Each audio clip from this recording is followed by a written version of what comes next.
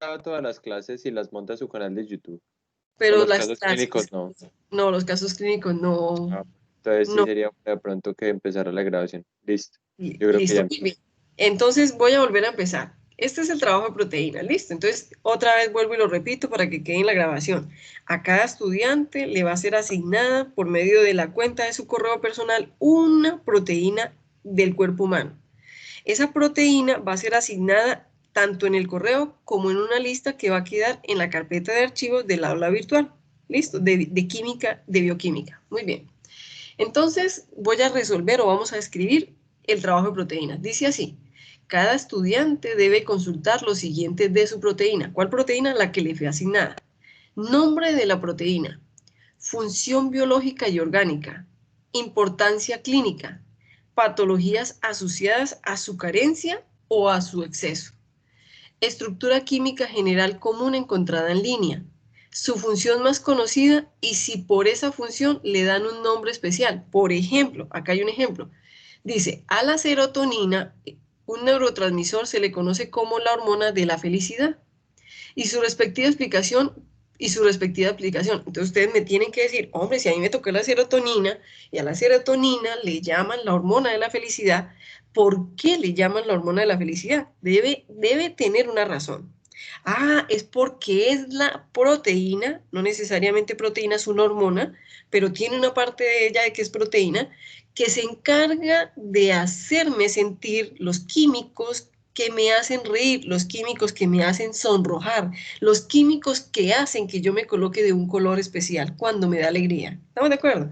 Muy bien, entonces eso tiene su razón. Entonces yo tengo que explicar por qué se llama la hormona de la felicidad. ¿Por qué la albúmina es la proteína de transporte? Ah, entonces tengo que explicar por qué la albúmina es la proteína de transporte. ¿Entendido lo que les acaba de decir? Muy bien. Aparte de eso, vamos a decir las propiedades físicas y químicas de la proteína que me asignaron. Es hasta ese punto, chicos, todo lo que hay hasta este punto es consulta en libros y consulta, ojo, y consulta en línea. Hasta ese punto, todo lo que yo acabo de poner en azul, subrayado, es consulta en línea y consulta en libros de bioquímica. ¿Ok? Muy bien.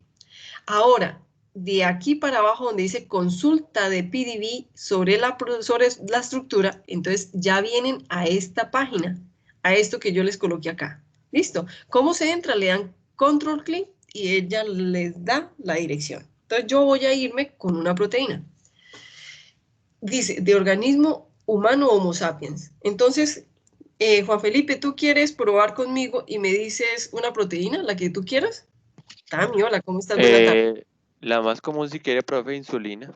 Listo, muy bien. Entonces vamos a ir y vamos a abrir, espérenme un momentico, chicos. Vamos a abrir un nuevo buscador. Listo. Entonces en ese nuevo buscador, mírenlo, acá lo tienen. Vamos a buscar la base de datos, que es la misma que ustedes, que es la misma que ustedes tienen allá. Entonces es esta misma. Listo. Cuando ustedes le dan clic, control clic, disculpen, lo lleva a esta base de datos. Entonces, ustedes deben poner el nombre de su proteína en inglés. Insulin. ¿Listo? Insulin. Eso, muy bien. Entonces, le dan clic al nombre de la proteína. Aquí están todas las proteínas que hay en la literatura. Entonces, ¿qué deben hacer? Ojo que les voy a poner un poquito más grande. Les voy a poner un poquito más grande todo lo que ustedes necesitan ver. ¿Para qué? Espérenme que lo exagere un poquito. Listo, muy bien. Ahí lo ven mejor, ¿cierto que sí? Entonces lo primero es que todas las proteínas que ustedes van a tener son del cuerpo humano, entonces deben darle clic en Homo sapiens. ¿Por qué? Porque las otras son de bacterias, de ovinos, de bovinos, de ratón, de Saccharomyces. Entonces solamente vamos a trabajar con las de Homo sapiens. Cuando le dan Homo sapiens, le dan buscar. Y les va a botar solamente la insulina que sea del cuerpo humano. Entonces, ojo con lo que van a hacer. Miren, me voy a ir al trabajo para que estemos en línea con el trabajo que van a hacer. Dice así, dice, ojo, toda la proteína de organismo Homo sapiens, es decir, humanos, asocian el código PDB asignado a la proteína y su nombre en la base de datos. Por ejemplo, entonces acá les pongo una imagen y dice, el código es 5L5LIF. Y el nombre y su estructura cristalina de albúmina de suero humano en la presencia de zinc, ese es el nombre que le dan a esa estructura, es decir, la persona que la dilucidó y que la colocó en línea, le puso ese nombre, ¿ok? Muy bien. Entonces, yo les voy a mostrar, chicos, yo les voy a mostrar cómo vamos a lograr toda la información que ustedes van a necesitar para desarrollar todo este trabajo. Disculpen. Entonces, ¿qué es lo primero? Voy a buscarla. Miren lo primero que me dice. La proteína seleccionada con los criterios establecidos debe haber sido aprobada en la base de datos recientemente. ¿Qué quiere decir? Busque la más reciente. ¿Qué quiere decir? La más reciente, la que menos, la más moderna. Entonces usted me va a decir, profe, pero es que de mi proteína, la más moderna es 2017. Está bien, entonces trabajas con esa. Pero no es que, chicos, no es que vayan a coger y la primera que encontraron, esa van a hacer. No, ustedes van a buscar. ¿Dónde está la fecha? Mire acá, 1966. Ah, esa no. 1966, esa tampoco. Vamos a ver si hay otra más frecuente. Uy, es que la insulina... Profe, que Dime. empleen el filtro del año. Ah, eso puede ser. Muy bien. Entonces, ¿dónde ponemos el De filtro una del vez año? para que también aprendan a manejar eso en base de datos cuando busquen artículos. Es en Es filtro de fecha de publicación. aquí, fecha de Ahí en liberación. release date. Release Es date. que significa literalmente fecha de liberación, pero se llama fecha de publicación, como lo dijo Juan Felipe. Entonces vamos a colocar 2020 a ver qué nos da. Entonces, Homo sapiens, insulina, listo. Entonces vamos a buscar. Miren chicos, empieza a aparecer 2020. 2020. ¿Listo? Oh, listo, muy bien. Entonces, listo, cogen una. Vamos a coger esta. ¿Cuál es el código? Este, chicos, este es el código. ¿Cuál es el nombre? Esta se llama B24YDKP insulina. Este es el nombre. ¿Entendido? Listo, ya tenemos la primera parte del trabajo. Juan Felipe, Juan Felipe, cualquier duda que tú tengas me la haces de una también. Listo, muy bien. Entonces ya Perfecto. tenemos eso, gracias. Ya tenemos la fecha, ya tenemos el nombre. Entonces, ¿qué tenemos que averiguar? Entonces, para lo demás que tenemos que consultar, vamos a ir a la base de datos y le damos clic en cualquiera de los dos, en el código o en el nombre, para que él entre. Entonces, entra a la siguiente ventana. En esta siguiente ventana me dice cuál es su clasificación o su principal función. Hormona. Profe, ¿para qué necesito esto? Porque en el trabajo les van a decir, ¿qué debes consultar? Relacionar primero el método o la técnica analítica mediante el cual se dilucidó o se estudió o se analizó o se liberó o se publicó la estructura de la proteína. Entonces miren que acá les dice, mire, el método aquí fue por difracción de rayos X. Vamos a ver la insulina, que fue la que escogió Juan Felipe, por qué método la hicieron. Ah, entonces vamos y miramos qué método fue. Entonces dice aquí que, más abajito, dice acá que fue por a ver, dice, miren que esta es distinto. Método, dice resonancia magnética nuclear. Resonancia magnética nuclear. Entonces, miren que acá nos está diciendo resonancia magnética nuclear. Profe, pero ¿cómo sabes tú qué es resonancia magnética nuclear? Chicos, abro otra ventana, me voy para Mr. Google y le digo que es MNR. Y lo primero que me va a decir es, ojo, pero MNR en proteínas, por favor, para que se me olvidó. Entonces, les va a decir que, pero bueno, entonces no así. Método, Profe, de pronto sí poniendo de pronto todo en inglés. eso, método de proteínas. Entonces, mire, les va a decir, hay espectroscopía de infrarrojo. Entonces usted le va a decir, no, yo necesito MNR. Entonces usted va a decir, acá también es espectroscopía. Bueno, entonces la otra es que, Juan Felipe, ¿qué me dices? No, que pues MNR serían las siglas en inglés, entonces precisamente que todo lo pusieran en inglés. Protein, Método, MNR, method. método MNR, listo, resonancia magnética nuclear. Entonces, miren, chicos, método no, pero mira que le cambia por M. ¿Sí ves? MNR, Y no, resonancia. y ponga eso lo de la proteína. Bueno, sí, resonancia magnética nuclear. MNR, insulina. Vamos a ver. Entonces, miren, chicos, acá. Entonces dice, mire, lo que me está diciendo es que deben haber métodos. Entonces, mire, acá nos está diciendo método con la cual la insulina fue la mínima. Sin embargo, chicos, si llegan a tener, eso es lo otro, ¿no? Si llegan a tener problemas, este significa resonancia magnética nuclear. Profe, yo no entendí esto. Me pegan el pantallazo y me preguntan por correo. Nos pueden preguntar a Juan Felipe, a Tomás, a Mayerly y a mí por correo. ¿Qué quiere decir? Profe, no entendí qué es solución NMR. Entonces yo llego y le digo, no, tranquila, no te preocupes, eso es resonancia magnética nuclear. Eso es una pregunta específica, ¿sí me entienden? Entonces, si hay una pregunta específica, con mucho gusto al correo. Listo, vamos a seguir. Entonces dice el método, la resolución de la técnica. Vamos a ver qué me dice la base de datos de la resolución de la técnica. Entonces miren lo que me dice acá. La resolución de la técnica me dice, ojo, miren que acá me está diciendo que es resonancia magnética nuclear, y entonces aquí me dice full report. Full report, ¿qué significa reporte o informe completo?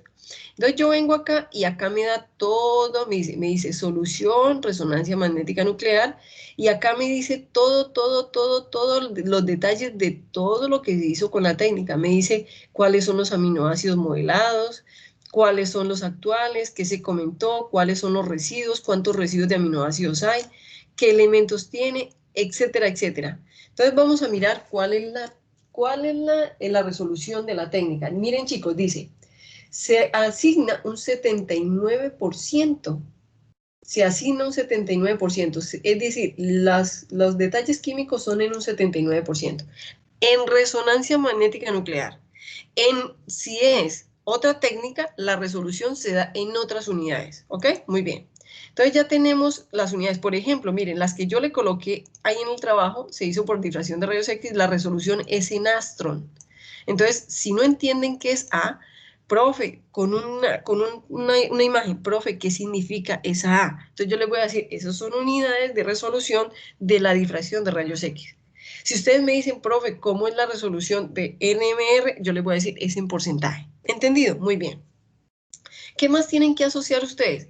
El número de residuos que contiene la proteína en su estructura. Vamos a mirar cuántas proteínas tienen su estructura, disculpen, tienen su estructura. Miren, acá dice residuos. ¿Cuántos residuos tiene? ¿Cuántos residuos, chicos? 51, ¿cierto? O sea que ya tenemos el residuo. Muy bien, vamos al trabajo otra vez. Dice, la clasificación principal o función que tiene esta proteína. Muy fácil, esa se las dio desde el principio. Nos dijo que era una hormona, mire, clasificación o función principal, hormona. Muy bien, ya lo tenemos. Vamos a hacer el siguiente. ¿Qué más nos pide el trabajo? Dice, el organismo de donde fue aislada para su análisis. En este caso, para todos ustedes debe ser Homo sapiens, ¿ok? Entonces, mire que nos debe decir aquí en Homo sapiens. Vamos a ver en la página cómo nos dice, mire, Homo sapiens, organismo del que fue aislado esta insulina que fue estudiada del Homo sapiens, es decir, del hombre humano, ¿listo? Del humano, muy bien. Vamos a mirar qué más nos pide el trabajo. Luego nos dice, la institución que desarrolló y liberó la información, o la que la publicó, como dice Juan Felipe en palabras reales, que así se llama. ¿Cuál es la institución que la publicó? Acá dice, la organización que fundó fue el Instituto Nacional de Salud de Diabetes y Digestivo y de Enfermedades del Riñón, que es este. Esta es la organización. Listo, ya lo tenemos. Vamos a seguir con el trabajo. Dice, informe los parámetros, consulte cómo es la técnica analítica que se usó. Hombre, ya tengo la técnica, entonces sé que esta es difracción de rayos X, me voy a internet, en línea, y consulto cómo es la técnica. ¿Entendido? Profe, la técnica es difracción de rayos X y se hace de esta manera. Profe, la técnica es resonancia magnética nuclear y se hace de esta manera.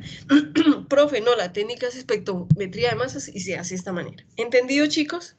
Esto es en línea, esta consulta. Acá me dice cuál es la técnica en el full report y en internet y en línea lo complemento. ¿Entendido? Muy bien.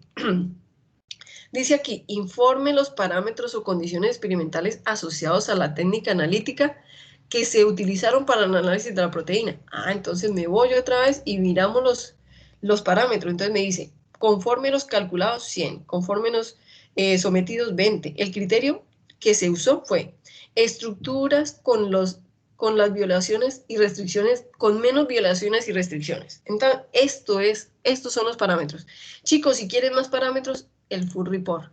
En el full report están todos los parámetros de toda la resonancia magnética nuclear, todos, todos, absolutamente todos. Yo sé que no los van a entender, no se preocupen, yo no les estoy pidiendo todos, les estoy pidiendo nomás los que él me informa acá.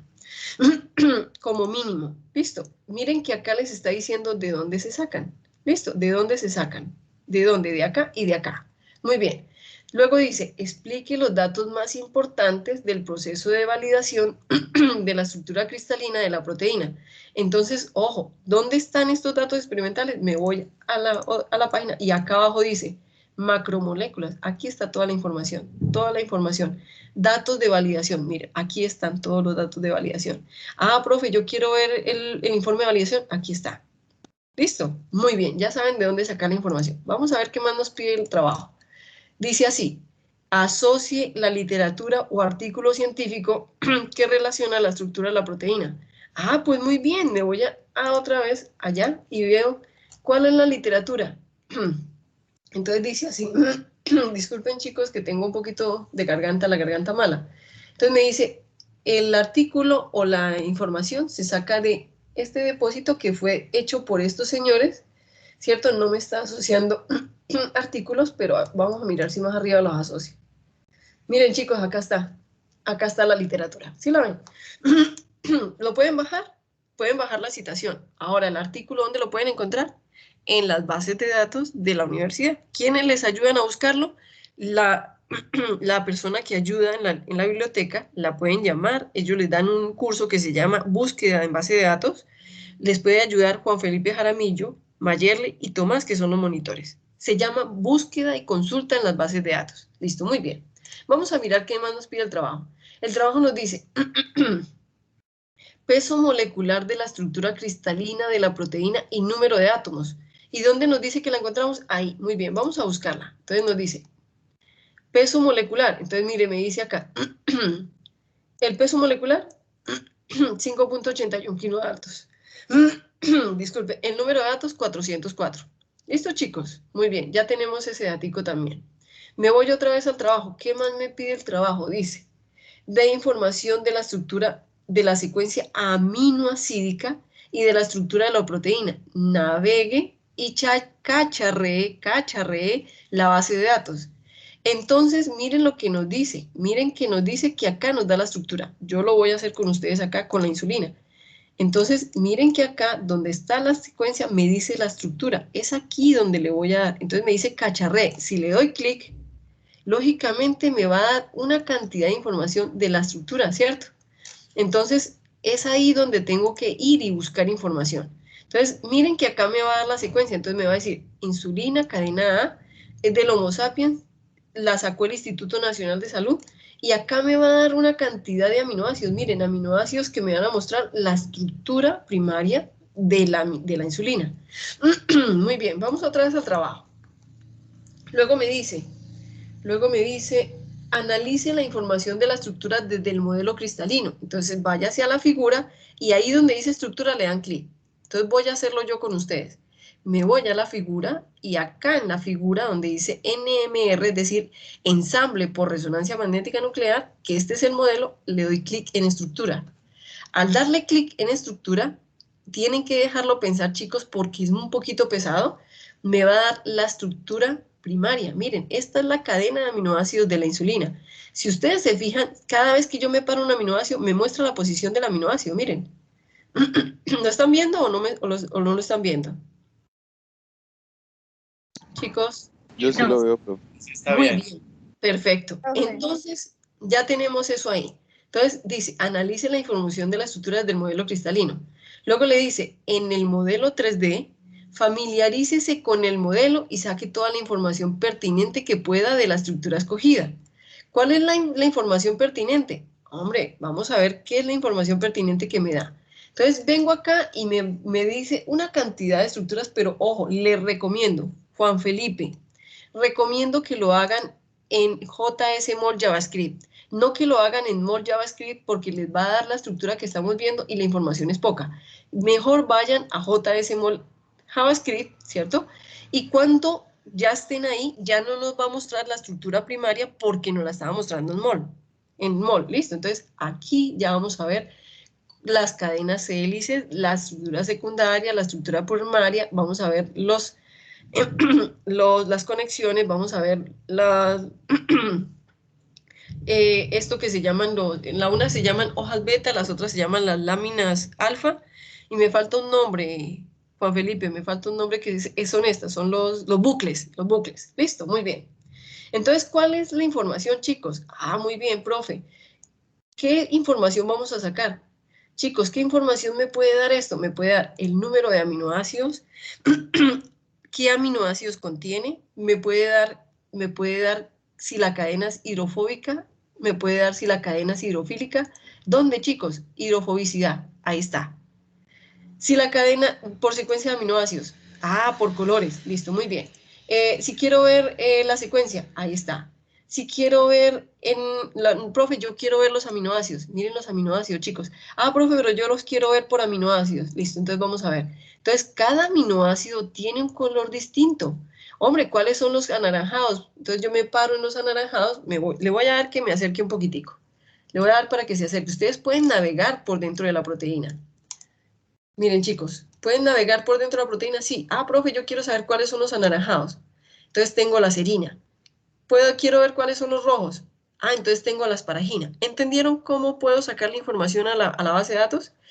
Profe, yo quiero ver un enlace peptídico. Miren, chicos, miren, les voy a mostrar un enlace peptídico. Miren un enlace peptídico. Ahí ya lo vieron. Acá hay un enlace peptídico. ¿Lo ven? Esto es un enlace peptídico. Une un aminoácido con otro aminoácido. ¿Lo vieron o no? Chicos. Sí, profe. Muy bien. Profe, yo quiero ver la estructura secundaria primaria que se forma. Los enlaces de hidrógeno. Miren acá dice H-bonds. Entonces le doy clic y me tiene que mostrar si los ven o no los ven. Venga, yo me acerco un poquito más y les voy a mostrar dónde los forma. ¿Los ven? ¿No los ven? ¿Los ven? ¿Ven las lineecitas o no? Sí. Sí, profe. Muy bien. Profe, yo quiero ver si tiene enlaces disulfuro. Entonces le doy clic a enlaces disulfuro y miro a ver si tienen, la insulina, por ser la insulina es de un tamaño pequeño. Ahora, si ustedes quieren ver mejor, los enlaces, váyanse a la estructura y díganle que no por aminoácidos, sino por estructura secundaria, es decir, que ya forme la hélice y vuelven y le dicen, muéstrenme los enlaces de hidrógeno y mire que ahí los ven mejor. Listo, muy bien, ahí ya los ven mejor. Ahora, muéstrenme los enlaces, el enlace disulfuro. Chicos, si ustedes no ven que nada cambie, y así ustedes se metan, ven que nada cambia, significa que, como es una estructura tan pequeña, es posible que no tenga enlace disulfuro. Pero para mayor seguridad, chicos, para que haya un enlace disulfuro en una proteína tiene que haber más de una cisteína. Entonces, ¿yo qué hago? Profe, yo quiero saber cuántas cisteínas hay. Entonces, me vengo acá, chicos, le doy clic derecho sobre la estructura y sobre la estructura voy a buscar el número de aminoácidos. Entonces, espérenme un momentico, yo ya les voy a mostrar cuál es el número de aminoácidos. Espérenme un momentico que siempre me demoro un poquito buscando la estructura. Cartoon 3, superficie... Victoria, ¿dónde es que me da el número de aminoácidos? Espérame un momentico que yo siempre me demoro un poquito en esto. ¿Tú te acuerdas cómo se hace, Juan Felipe, o no? Para el conteo como tal, no, profe. Yo No, me ya acordaba, digamos, cómo era la marcación, como lo tiene la barra de la derecha, pero que me calculara el número completo, no, señora. Ya te lo voy a mostrar, Espérenme, yo lo muestro para que ustedes sepan que sí se puede buscar el número de aminoácidos. Es decir, nos da los aminoácidos, mire acá. Entonces, select, proteína y por número de aminoácidos. Mírelo, ahí está. Listo, Juan Felipe, y todos los demás. Profe, yo voy a select, ¿cierto? Le coloco proteína y le digo que no por número de residuo, por nombre de residuo. Entonces me dice, tiene una alanina, tiene una arginina, tiene 3 asparaginas, tiene un aspartato, tiene 6 cisteínas. Profe, pero tiene 6 cisteínas. Tiene más de una cisteína, tiene más de 2 cisteínas. Debe haber enlaces disulfuro. Es posible. Chicos, cuando la estructura no es muy compleja, no puede que no tenga enlaces disulfuro, porque no necesita sino estructura secundaria. Pero si la estructura es muy compleja, sí puede que sí necesite enlaces disulfuro porque necesita estructura terciaria y cuaternaria. ¿Listo? ¿Entendido, chicos, hasta aquí lo que les he explicado o no? Listo, entonces miren que esta estructura es mucho más compleja que la que estamos mirando. Listo, muy bien. Entonces ya saben cómo sacar toda la información. Y por último dice, consulte qué son los puntos en la imagen de la estructura cristalina. ¿Cuáles son los puntos, chicos? Pues en esta que tenemos acá no nos está dando puntos adicionales. Pero yo quiero que ustedes vean que si yo les digo, bueno, esperen un momentico, rotación, modelo, SS, black, no nos está dando los puntos. Eso quiere decir, muestre todo, muy bien. Entonces, ahí está. En este momento ya está la estructura, listo. Eso quiere decir que no nos está dando puntos adicionales. Si no les da puntos adicionales en la estructura, quiere decir que no tiene punticos que ustedes tienen que consultar. Esos punticos yo se los voy a decir aquí y ustedes lo tienen que consultar. Son cofactores o son sustancias que necesita la proteína que estén unidas a ella para que tenga una función biológica. ¿Entendido? Voy a mostrarles otra proteína como para terminar de explicar el ejercicio. Este trabajo, ¿dónde está, chicos? Este trabajo, ¿dónde está? En la carpeta de archivos y está así tal y como ustedes lo están viendo en este momento. ¿Cuándo lo empiezan ustedes a hacer? ¿Cuándo empiezan a consultarlo? Apenas reciban su proteína. ¿Dónde van a recibir la proteína? Vuelvo y repito, la van a recibir al correo y en una lista que va a quedar de asignación en la carpeta de archivos del aula virtual donde estamos viendo en este momento la clase. Entonces, para terminar, como ya les expliqué el trabajo, les voy a mostrar otra proteína, chicos. Otra proteína que tal vez sí tenga los cofactores o los punticos que yo quiero que ustedes vean. Voy a volver otra vez chiquito. Juan Felipe, ¿te quedó más clara la explicación? Sí, señora, muchísimas gracias, profe. La explicación que siempre les doy a ellos. Entonces yo me imagino siempre, ¿cierto? Que ellos van a poder hacerlo, pero como es la primera vez que ellos lo van a hacer, por eso es que ellos van y les pregunto a ustedes, pero mire que casi todo lo que ellos necesitan yo se los digo en clase. Miren chicos, esta es la albúmina, entonces me voy a la estructura. Vamos a ver si esta sí nos brinda esos punticos. Entonces cuando llego a la primera, miren, ¿sí ven estos punticos o no? ¿Sí ven los punticos? Se los voy a Sí, poner más señora. grande. Sí, Eso. profe, chévere. Eso. Entonces, ¿yo qué debo hacer? Me paro en el punto, pero no aquí. Recuerden lo que yo les he dicho. Esta no nos da tanta información. Me voy, busco Java SMOL, ¿cierto? Dejo que cargue y en esta Java SMOL ahí sí me da más información. En la otra, ¿qué obtenemos? En la otra obtenemos la secuencia primaria, pero en Java SMOL es donde más obtenemos. Entonces usted dice, profe, pero ya no me aparecen los punticos. Vamos a mirar. Espérenme un momentico que carguen, chicos. Eso, muy bien. Entonces, miren la estructura, miren tan bonita. Profe, ¿yo puedo darle vuelta? Sí. ¿Puedo jugar con ella? Sí. Muy bien. Vamos a ver dónde están los puntos. Entonces, vienen acá y dice superficie. Usted les dice solventes accesibles, solventes excluidos, solventes... No, esperen. Qué pena. Entonces es acá.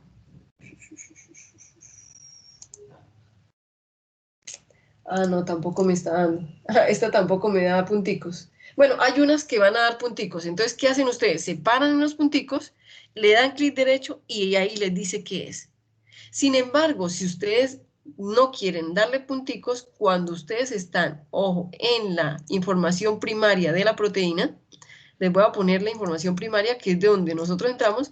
Aquí abajo, en la parte de abajo de la estructura, ya les voy a mostrar, aquí les dice moléculas que aparecen. Entonces le dice, la molécula que está apareciendo es la proteína A de la inmunoglobulina G, ¿cierto? Y les dice cómo es la estructura. Si hay más, es decir, si hay más punticos, les van a aparecer más nombres. Entonces aquí les van a aparecer los otros nombres de los punticos que van a aparecer allá en la estructura. ¿Entendido, chicos? ¿Entendido todo lo que les acabé de explicar o no? Sí, Por mi parte, sí, profe. Listo, muy bien. Entonces, ¿cuándo van a tener esa proteína? Entre hoy y mañana, hasta las 12 de la noche, tienen la asignación. Ahora vamos, en este momento, en 5 minutos, vamos a definir cuánto me van a entregar ese trabajo. ¿Estamos de acuerdo? Muy bien, entonces voy a ir primero al cronograma, porque voy a mirar las notas, ¿cierto? ¿Cuándo es que debo reportar las notas? Entonces, en este momento tengo para que me entreguen el trabajo hasta el 9 o hasta el 16. Espérenme un momentico, chicos, que esto no depende de esto, depende del laboratorio. Un momentico, qué pena con ustedes. Presentaciones. Entonces dice acá, presentación. Chicos, hasta el 29 de septiembre. Hasta el 29 de septiembre. Entonces la pregunta que yo les hago, espérenme que yo, si es este, sí. Tenemos hasta el 29 de septiembre. ¿Cuándo creen ustedes que me pueden entregar ese trabajo? ¿De aquí al 29?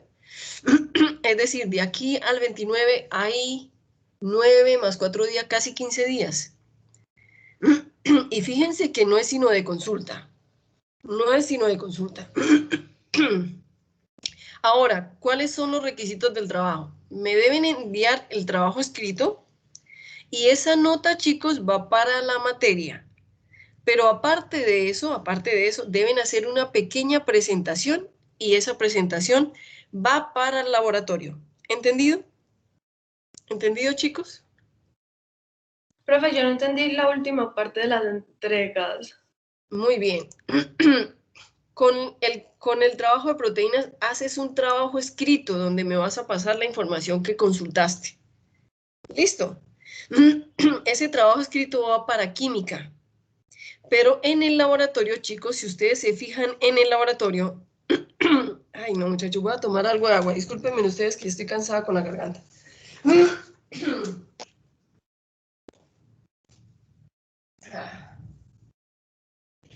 Es que estoy dictando clases desde temprano y la garganta se me pone maluca cuando no la dejo descansar. Bueno, muy bien, chicos, entonces es así. Otra vez, el trabajo escrito me lo entregan antes del 29 para química. Pero si ustedes se fijan en este momento en el cronograma de laboratorio, ustedes tienen unas fechas en el cronograma de laboratorio que dice el 29 de septiembre, presentación final, tema de bioquímica 1. Está el 29 y está el 6. Entre ese 29 y ese 6 tienen que presentarme en diapositiva lo que ustedes consultaron, pero es una presentación muy pequeñita. ¿Entendieron? ¿Qué van a colocar? Simplemente me van a mostrar una presentación donde ustedes me demuestren que sí cacharrearon con la aplicación. ¿Qué quiere decir? Ustedes me van a decir, mira, profe, la mía fue la insulina, que fue la que cogió Juan Felipe. Profe, Se ¿sabe llama que así. usted se refiere? Es nosotros ir tomando pantallazo como evidencia y hacer la presentación. ¿Quieres que te diga algo más interesante? Y lo que me han dicho o lo que han hecho sus compañeros en otros semestres, no es tomar pantallazo, es en una diapositiva colocar lo más importante. Profe, mi proteína se llama tal, recibe este nombre, su función principal es esta, su estructura primaria es esta, su estructura secundaria tiene tantas hojas hélices, tantas hojas beta, tantas hélices, tantas hojas beta, tantos bucles.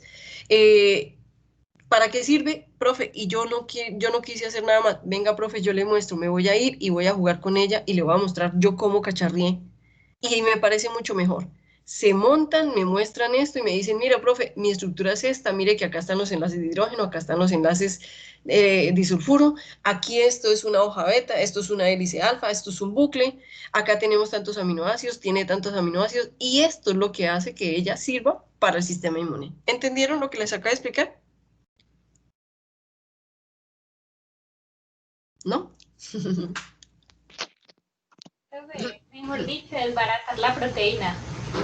Ay, nadie lo pudo definir mejor que tú. ¿Listo? Así de sencillo. Escoger la proteína y entenderla a nivel estructural. Eso es lo que busca el trabajo. ¿Entendido, chicos? ¿Entendido? ¿O no? Sí, profe. Bueno, muy bien, chicos. Entonces, ahora sí vamos a darle paso a Juan Felipe. Juan Felipe, la participación es toda tuya. Yo tomo nota, ¿cierto? Ya te voy a poner la lista, ¿cierto? En la lista para que empecemos el caso clínico. Chicos, vamos a empezar el caso clínico. Igual las participaciones se hacen por el chat. Juan Felipe, ¿qué estoy haciendo yo ahora? Siempre que ellos van a participar y yo les voy a leer una pregunta, antes de terminar de leer la pregunta les coloco empieza participación por la primera pregunta, para que ellos no comiencen a copiar yo, desde antes de que tú termines de leer la pregunta, sino que todo lo que esté después de tu letrero, eso es lo que vale. ¿Listo? ¿Entendiste? O sea, que escribo en el chat, digamos, empiezo primera pregunta y ahí sí abro espacio y después digo cierro, o que lo haga verbal. No, sin cerrar, Juan. Simplemente para que ellos no comiencen a copiarte, yo, antes de que tú termines de leer, yo les coloco, terminé de leer la primera pregunta, entonces yo les coloco un letrerito, chicos, empieza participación por la primera pregunta. Antes de terminar de leerlo, yo lo tengo copiado en el chat, y cuando ya lo vaya a terminar de leer, le doy enter, para que a ellos les llegue el letrero, dice, empieza participación por la primera pregunta. Entonces ellos comienzan a copiarte yo, y tú les vas dando en el orden, y pues de acuerdo a la participación, como tú la vas a ver en el archivo de Excel, les vas dando la palabra. ¿Listo? Y nunca, entonces no hago un cierre después de que empiece la participación. No, pues dice, chicos, bueno, entonces terminamos, vamos a la siguiente, pero no es que lo escribas, simplemente con las palabras. ¿Listo? Y, bueno, profe. Listo. Vamos a Listo, ir viendo Juan. la marcha. Listo, dale, de una. Bueno, espero que ya me estén viendo. Buenas tardes a todos, mucho gusto. Juan Felipe Jaramillo, para que pronto no he tocado conmigo, estudiante de 10º semestre. Bueno, muchachos, vamos a empezar con los casos clínicos número 2 de esta sesión. Profe, antes, si quiere, le recomiendo tenga su botellita de agua al lado y pues si algo le recomiendo que se vaya preparando una aromática, ya que con esa garganta tan irritada es mejor tomar mucho líquido caliente. Claro que sí, de una, gracias. Con gusto, profe, ni tan faltaba. Bueno, muchachos, entonces, si les parece, primero vamos a hacer una lectura del caso clínico para que todos estemos en sintonía. Y ya ahorita entonces empezamos con las preguntas y la participación. ¿Listo? Profe, sigue ahí. Sí, súper bien. No sé si le parece que también antes de las preguntas se haga un análisis de algunos términos que se empleen, o eso más bien luego. Juan Felipe, léeles el caso, que ellos lo desarrollen y después hacemos todos los complementos. ¿Te parece? Ok, listo, sí señora. Bueno, caso 7. Una niña recién nacida está hospitalizada con graves problemas respiratorios, es el que tenemos, ¿cierto? Sí. Sí, exacto. Se comprobó que padeció una miopatía, graves lesiones cerebrales y un crecimiento insuficiente. Cuando se le administraba una dieta rica en carbohidratos, su orina contenía grandes cantidades de ácidos grasos de cadena corta. Al realizar una biopsia hepática, se observó que casi no existía actividad de la enzima acetil-CoA-carboxilasa, mientras que sí existía actividad de la propionil-CoA carboxilasa. El análisis de los fibroblastos cutáneos cultivados confirmó este hallazgo. La actividad acetil-CoA carboxilasa era mínima, mientras que la propionil-CoA carboxilasa estaba dentro de los límites normales. Entonces, como menciona la profe, voy a leer la primera pregunta, pero ustedes van a escribir en el chat, quiero participar, pero después de que yo les diga empieza participación de tal pregunta. ¿Listo, muchachos? Para que entonces tengamos un orden y todos podamos participar. Primera pregunta. ¿Qué procesos metabólicos fallarán en esta niña como consecuencia de la deficiencia de acetil-CoA carboxilasa? Empiezo participación de primera pregunta. Ya quien quiere de pronto empezar, ya veo aquí a Milena Herrera Zuleta, Andrea Carolina Durán, Juan Pablo Noel, Lisa. Bueno, entonces yo creo que ya podemos empezar con estos que están que ya escribieron primero. Primero, entonces, sí, profe, ¿qué quería decir? No, diles tú, empieza tal persona, la persona que va, dales tú la participación. Entonces empieza Milena Herrera Zuleta. Milena Herrera Zuleta. Hola, buenas tardes. Buenas tardes, Milena. Bueno, para mí se ven afectados los procesos metabólicos como son la regulación de los ácidos grasos y su oxidación. Entonces eso, por ende, ya causa otras consecuencias. ¿Algo que quisieras complementar ahí? ¿Cómo qué consecuencias crees que podrían darse? Por ejemplo, veía unas que era que ya pues como que no se produce, o sea, no metaboliza la parte de la biotina. Hablaba que se junta como con la biotina y es como necesario porque la carboxilasa se vuelve como dependiente para su funcionamiento de la biotina. Entonces, si no hay, pero esa hace parte de la segunda pregunta, si no hay biotina, ya no va a haber como una deficiencia de carboxilasa. Perfecto. Entonces sigamos. Muchas gracias por ese aporte, Milena. Sigamos con Andrea Carolina Durán. ¿Qué tienes para complementar en esa primera pregunta? Buenas tardes. Para responder a la primera pregunta, pues si bien se sabe, pues el acetil-Cocarboxilasa regula la biosíntesis de los ácidos grasos y su oxidación, que son los que pueden proporcionar energía al cuerpo. Entonces, si esto falla, se pueden generar también fallas en el tejido adiposo, sobre todo en los órganos que pues están compuestos en su mayoría por estos, por ejemplo, el hígado, las glándulas mamarias, el corazón o incluso el páncreas. Y también puede generar como fallas en el músculo esquelético con las reservas de tejido adiposo que se encuentre en este. Entonces, digamos que van a haber problemas para poder sintetizar esos ácidos grasos y también en la producción de energía. Gracias, Andrea, en especial porque mira que relacionas con órganos que en gran parte son lipodependientes. Bueno, seguimos con Juan Pablo Muñoz Vargas. Bueno, buenas tardes. Buenas tardes, Juan Pablo. Bueno, lo que yo encontré era que hablaba sobre la síntesis de malonil-CoA, que era una molécula que se encuentra o es la formadora de carboxilación de una acetil-CoA y que parte de una enzima acetil carboxilada y procede, pues da la producción de bicarbonato. Entonces, por eso se puede ver alterado lo de los graves problemas respiratorios o pulmonales. Dale. Ahí ahorita entonces, primero vamos a escuchar todos los compañeros y seguimos avanzando en el caso clínico para ya precisamente esa asociación con los problemas respiratorios del paciente. Vas muy bien. Sigue María José Wilches. Wow. Juan Pablo, Juan Felipe se te está escuchando bajito. ¿Ya me escuchan? Sí, súper bien. Perfecto. Ya Bueno, sigue María José. Listo, bien pues. me disculpan el sonido del fondo, por favor. Bueno, según mi investigación, pues la acetil-CoA carboxilasa da paso pues a los ácidos grasos y ayuda a activarlos y formar el manolil-CoA, dando así la formación de los triglicéridos. Pero como ella tiene, pues se ve afectado en esto, pues estaría mal su proceso de la sintetización de los triglicéridos, los cuales se dan en el riñón.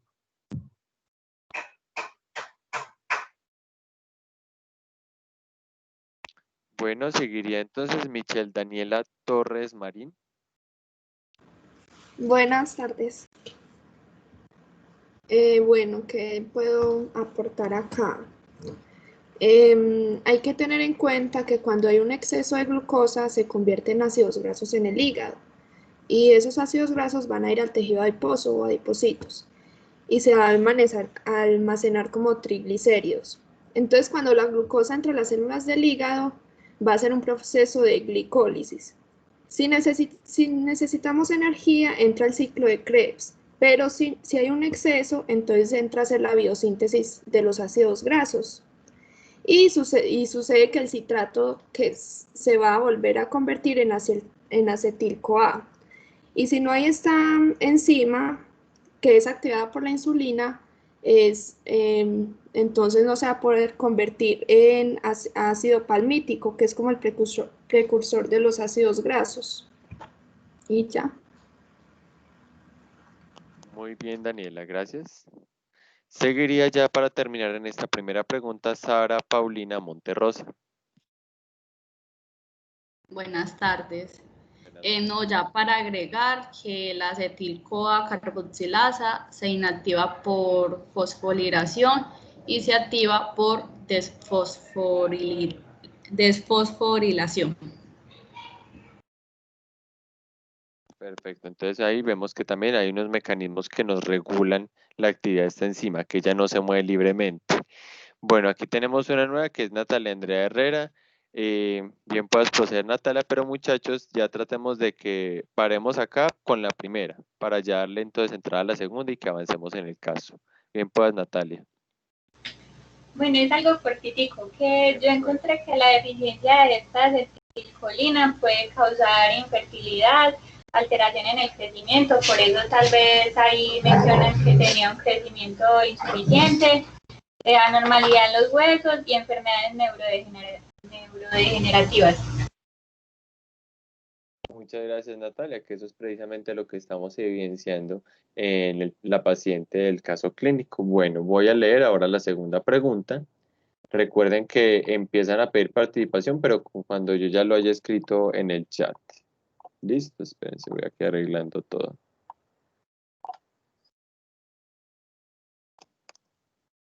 Listo, entonces dice, ¿es posible que la pérdida de la actividad acetil-CoA carboxilasa, pues como en el caso de la paciente, pueda deberse a una deficiencia de biotina?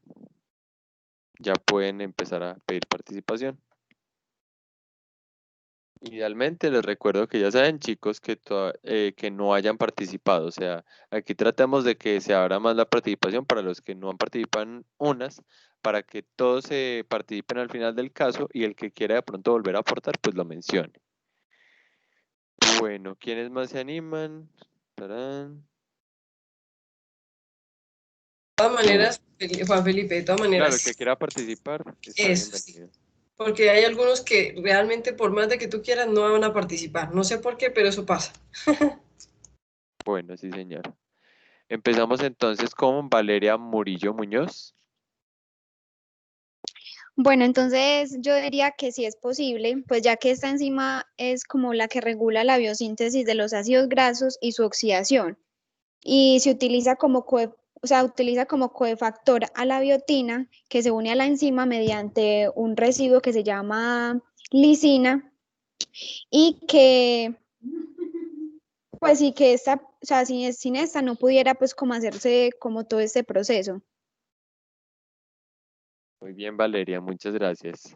Sigue Michelle Daniela Torres Marín. Bueno, también cabe destacar que la biotina actúa a la vez con el piruvato carboxilasa y el propionil-CoA carboxilasa. Entonces, si hay disminución de la biotina, hay disminución de las tres enzimas. Y ya. Muchas gracias. Natalia Andrea Herrera. Bueno, ¿me escuchan? Sí, te escuchamos. Bueno, Sí, que la biotina es requerida para el correcto funcionamiento de las enzimas acetil-CoA carboxilasa. Pues esta es importante para la producción de algunos ácidos grasos, carbohidratos y la degradación de algunas proteínas. Entonces, pues si no hay un correcto funcionamiento de esta vitamina, entonces puede que la actividad de la acetilcolina de pronto pues también sea afectada. Muy bien. Seguimos con Juan Pablo Muñoz Vargas. Bueno, yo diría que sí, porque lo que hace la biotina es ayudar al cuerpo a regular o convertir los carbohidratos en glucosa, y en este caso no se está viendo que se está mejorando. Dale, listo. Seguimos con María Jimena Vélez Arenas. Bueno, hola. Hola. Como ya había comentado Natalia, el acetil-CoA pues es una enzima dependiente de la biotina, ¿cierto? Entonces, pues como ya han mencionado varios, la biotina es un componente muy importante para todas las enzimas que están involucradas en el metabolismo de grasas, carbohidratos e incluso proteínas, ¿cierto? Entonces, sin esa, pues obviamente no va a haber un metabolismo adecuado que necesite el cuerpo y más que todo en un bebé. Y también, pues, no solamente ayuda como a transformarlos en glucosa, sino que también ayuda a que su nivel esté estable en la sangre. Entonces, pues, al haber una deficiencia del acetil, probablemente la biotina esté también, pues, causando un fallo. Muy bien. Y terminaríamos esta segunda pregunta con Sara Paulina Monterrosa. Para agregar, la deficiencia de biotina se ha reportado en pacientes sometidos en una alimentación parenteral total, en personas que ingieren grandes cantidades de clara de huevo crudo y en niños con desnutrición energético-proteínica severa. Perfecto. Muchas gracias, Sara Paulina. Bueno, entonces voy a leer la tercera pregunta para que ya sigamos con esta parte del caso clínico. Espérense, aquí arreglo. Listo. Bueno, tercera pregunta. ¿Qué evidencia se aporta de que la alteración no se debe a una deficiencia de biotina en este caso? Abro foro.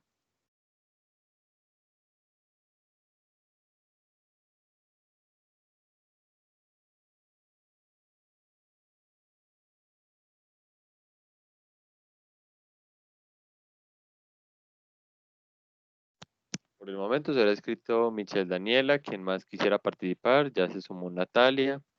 De los que no han participado y veo por acá en la lista, Laura Camila, Juan David, JC Jimara, Tami Paola, Andrea Ruiz, Natalia Valencia Herrera.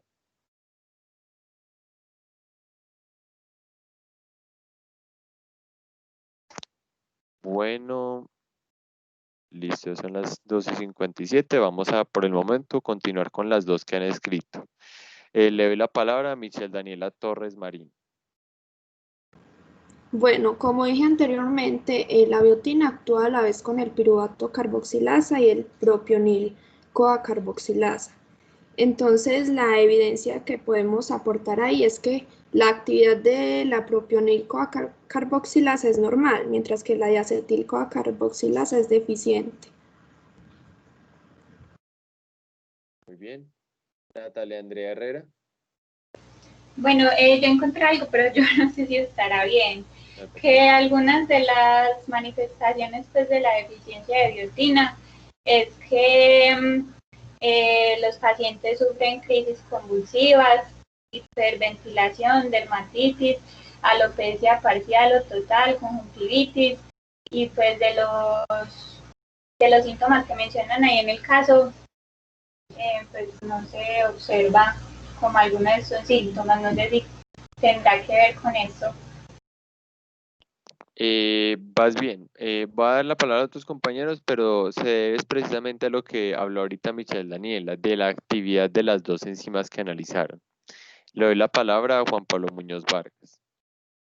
Sí, yo también había encontrado lo de Michelle y dice que la carboxilasa es deficiente, especialmente se observa que es por los problemas respiratorios que se están observando en el caso clínico. Bueno, seguimos con Valeria Murillo Muñoz. Pues la verdad no sé pues como si está bien, pero yo diría pues que el hecho de que la biotina sea pues como el cofactor de la acetilcoenzima A carboxilasa no hace que sea, o sea, que se necesite para que funcione en ambas, o sea, para el metabolismo de los ácidos grasos, síntesis y oxidación.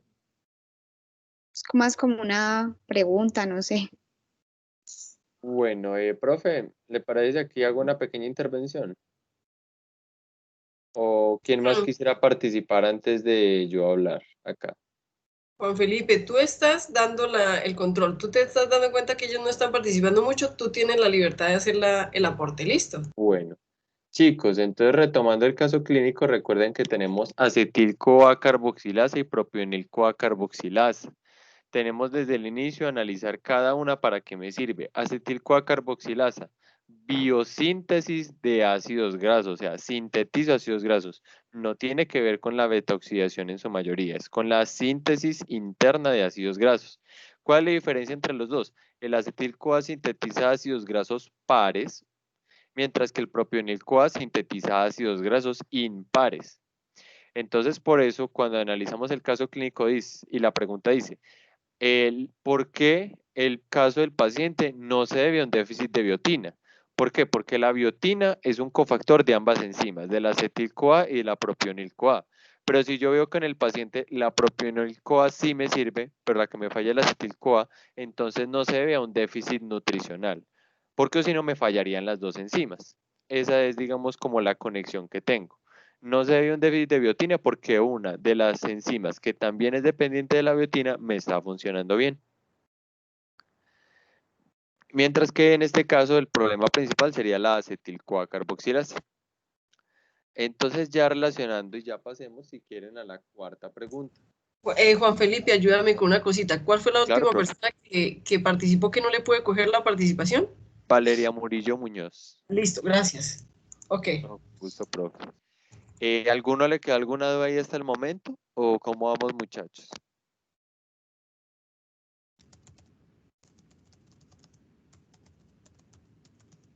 Bien.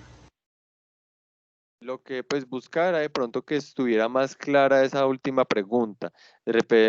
Siempre pensemos, la enzima la que tengo, ¿qué ruta metabólica me afecta? Y así visualizo mejor en qué problemas me puede conllevar. Aquí no son tanto de la beta-oxidación, sino de la biosíntesis. Voy a leer la cuarta pregunta y ya ahorita entonces abro el foro para que empecemos a responder esa cuarta. ¿Por qué una dieta rica en carbohidratos puede acentuar, o sea, incrementar, exacerbar la excreción de ácidos grasos de cadena corta? En este caso, pues que sería por medio de la orina, que es en el paciente. Y ya les voy a habilitar el foro. Bien empiecen los que quieran participar.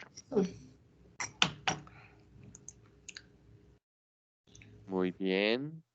Veo una nueva, Laura Camila, qué bueno. ¿Quién más quisiera participar? Todavía sigue abierto.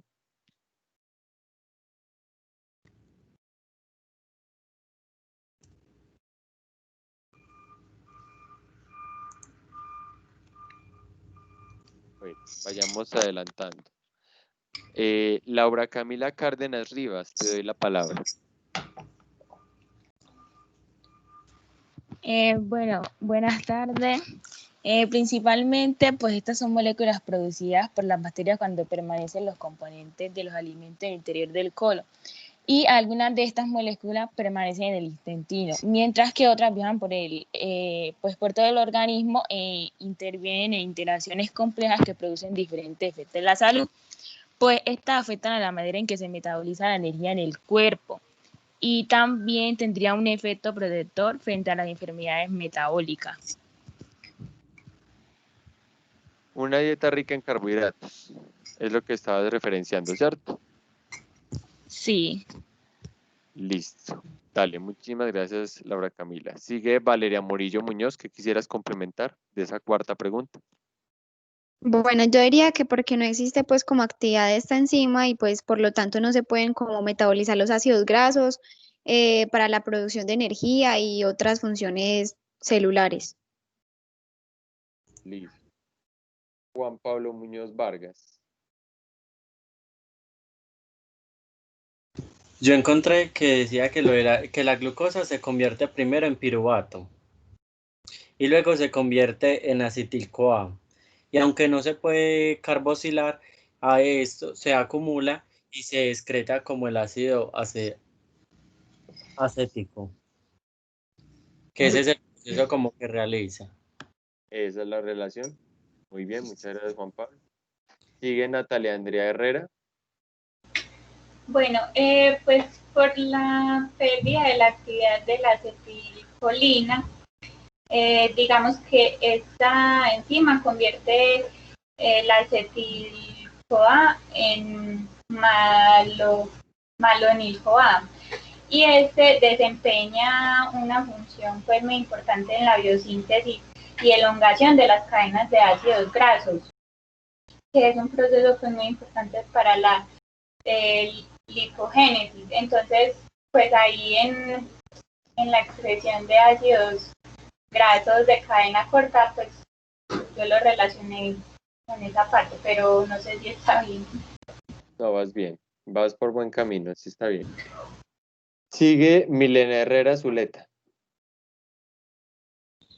Bueno, yo encontré, no sé si sea así, que esto ayuda pues como a la parte también como la metabolización de los triglicéridos, de la hidrolización de ácidos grasos y monotriglicéridos, que en el caso pues de los bebés, la digestión de las grasas se mejora gracias a las lipasas segregadas por las glándulas de la lengua lipasa. Entonces me imagino que al haber esa ingestión de los carbohidratos, se estimula esta lipasa y ayuda a sintetizar y a metabolizar esos lípidos. Sí, sí está en cierto bueno, la lipasa, recordemos que es más que todo relacionado a la degradación, que tenemos como por ejemplo lipasa saliva o lipasa pancreática. Entonces, se relaciona más con los procesos de degradación, mientras que esta ruta es más de la biosíntesis, pero sí puede estar implicado en procesos. Vas bien ahí, Milena. Bueno, gracias. Listo, no te preocupes. Listo, entonces ya pasemos con la quinta, ya ahorita ya les voy a dar el espacio para participar. 5. ¿Qué anomalía lipídica puede estar relacionada con la dificultad respiratoria neonatal? Voy a ya darles espacio para la participación de este foro. Empiezo participación. Quinta pregunta, abro foro.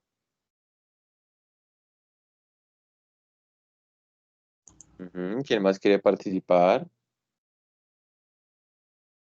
Idealmente los compañeros que no han Qué pena, participado. lo que pasa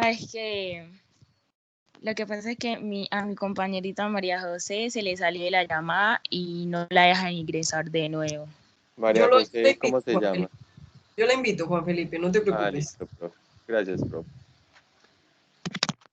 Listo, entonces recordemos Juan David, JC Jimara, Tami Paola, Natalia Valencia Herrera, pues todavía están para participar, muchachos, para que aprovechen estos espacios, así las consultas que digan, no, es que yo no sé tanto como el compañero, aquí precisamente ese es un espacio de aprendizaje en conjunto.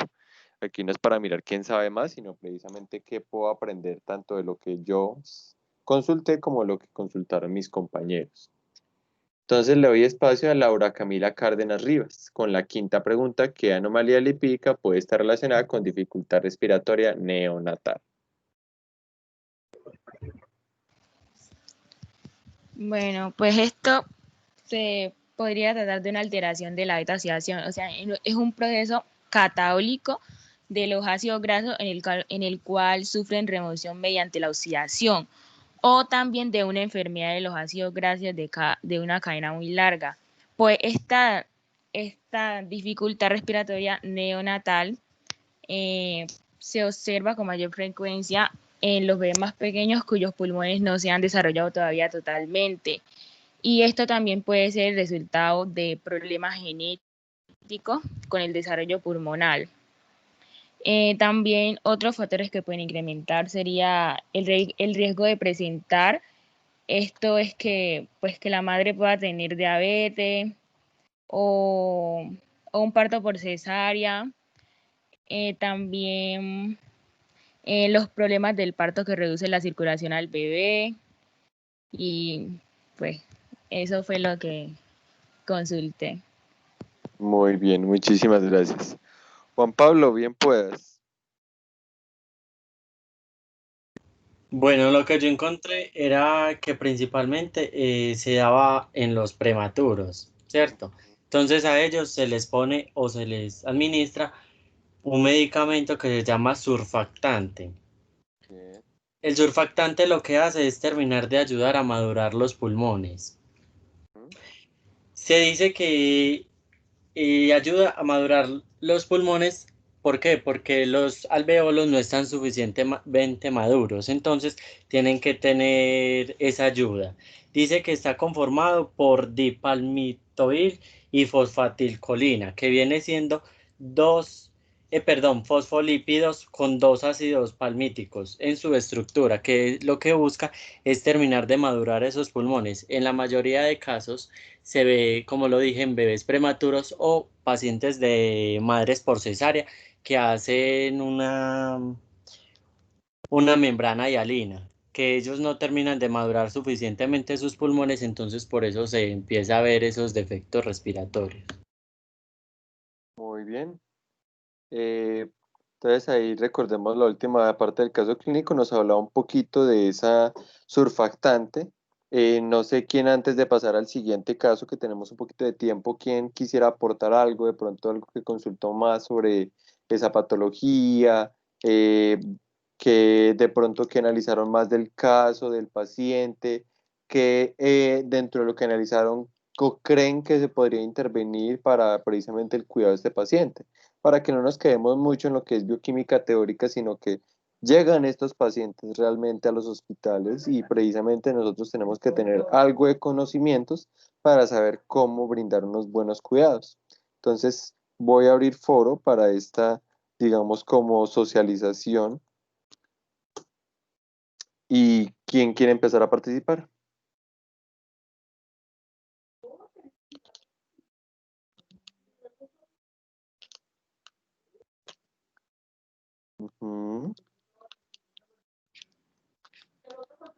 Bueno, empecemos con Natalia Valencia Herrera. Juan Felipe, mira, no, yo lo que quería pues como agregar a esto es que antes de las 36 semanas, con este caso de la dificultad respiratoria neonatal, se realiza a las mamás, se les hace una maduración pulmonar. Exacto, muy bien. ¿De qué semanas? Eso. La maduración pulmonar consiste en poner un medicamento, un betametasona, se pone 12 miligramos intramuscular por 2 dosis cada 24 horas. Y esto puede ayudar a que no sean tan graves como las consecuencias de una prematurez en la parte respiratoria. Muy bien, Natalia. Eso es un aporte muy interesante. Muchachos, esto es lo que está hablando Natalia. Se realiza es cuando el bebé sigue siendo feto, o sea, sigue dentro de todo el proceso del embarazo y se hace, Natalia, si me equivoco, de pronto alguien más que esté en el área de ginecobstetricia, entre la semana 24 y 28. No sé hasta en la clínica, hasta qué semana máximo manejan la maduración fetal. Juan Felipe, sí, después de la 27 semana, más o menos, la clínica, yo trabajo en la Bolivariana, porque es como lo que se da de expectativa de como viabilidad del feto. Exacto. De la semana 27, 28 en adelante, hasta la semana 36 aproximadamente. Espérate un minutico. Juan Pablo, si quieres participar, es mejor escribes porfa en el chat la participación, listo. Que con las manitos a veces se me pierden mucho de vista. Eso, gracias. Sigue, Natalia.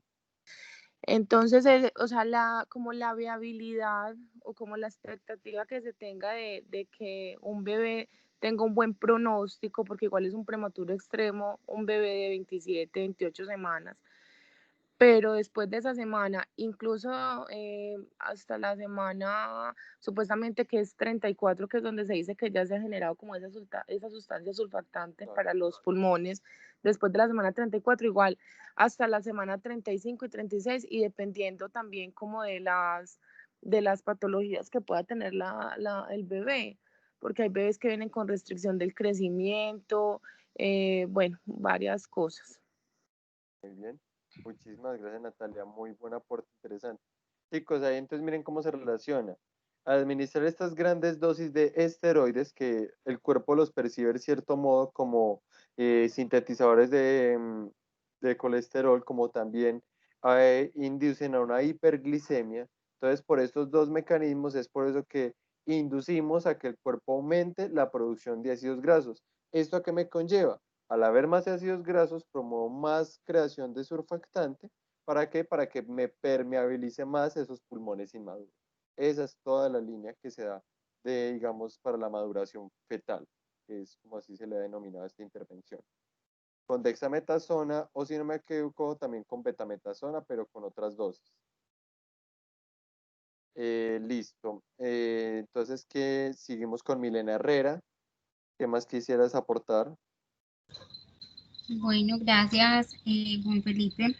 Dice que la anomalía lipídica puede ser relacionada con dificultades respiratorias neonatales. Ya nos había explicado anteriormente el compañero y todos los que opinaron que sí, y porque también Juan Pablo nos dio una aclaración muy buena y Natalia desde la parte cuando todavía está el feto, cuando aún no tenemos el neonato, ¿cierto?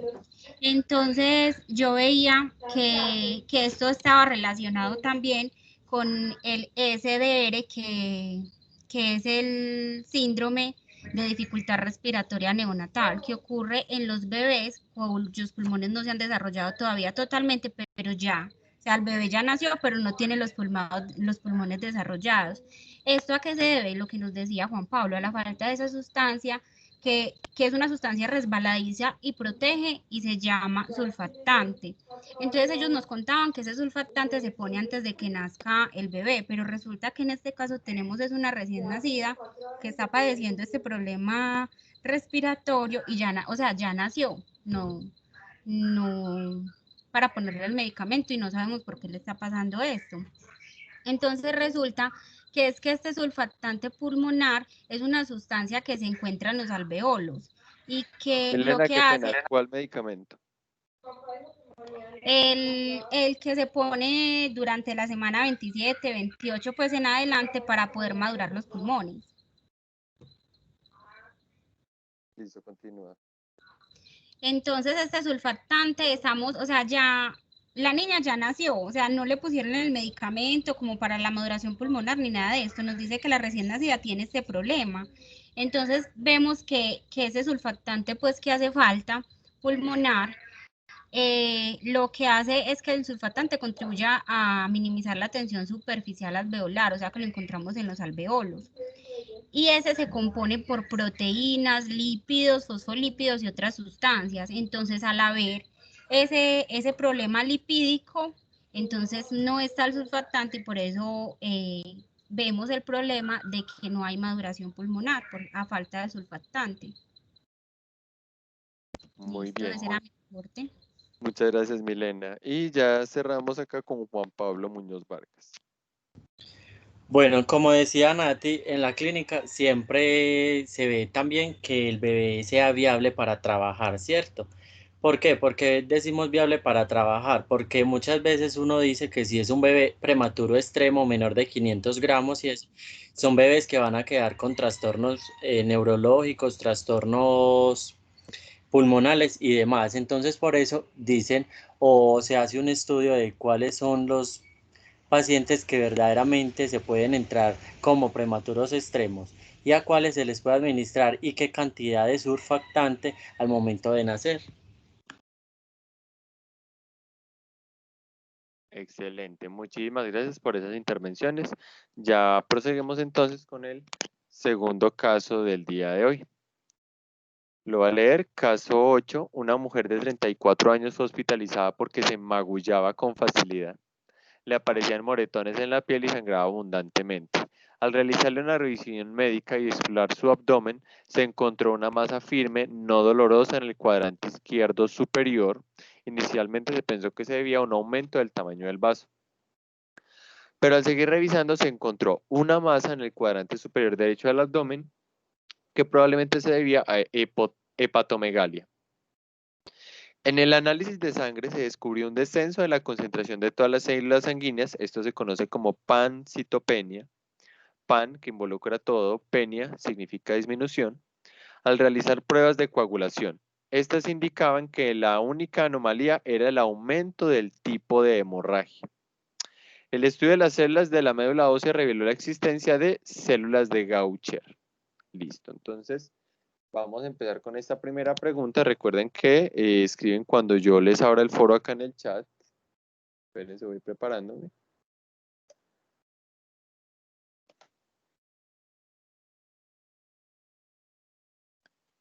Listo, entonces la voy a leer. ¿Qué son las lipidosis? Abro foro y ya participa. Tenemos a Juan David, muy bien, Jaycee, Jimara, excelente, se llenó este chat, me alegra. Bueno, entonces empecemos que ya se abrió mucha convocatoria. Entonces, Juan David Guevara Durán, tienes la palabra. Hola, buenas tardes, ¿cómo están? Bueno, Entonces, yo les digo que los lipidosis son un grupo de trastornos metabólicos hereditarios en los que cantidades perjudiciales de lípidos o grasas se acumulan en algunas células del cuerpo y los tejidos. Las personas con estos trastornos no producen suficientes enzimas necesarias para metabolizar los lípidos y producen enzimas que no funcionan correctamente. Perdón. Con el tiempo, este almacenamiento excesivo de grasa puede causar permanente daño celulares y tisular, particularmente en el cerebro, sistema nervioso periférico, hígado, vaso y médula ósea. Perfecto. Muchas gracias por tu intervención, Juan David. Seguimos entonces con Jaycee Jimara Lemos. Bien, pues.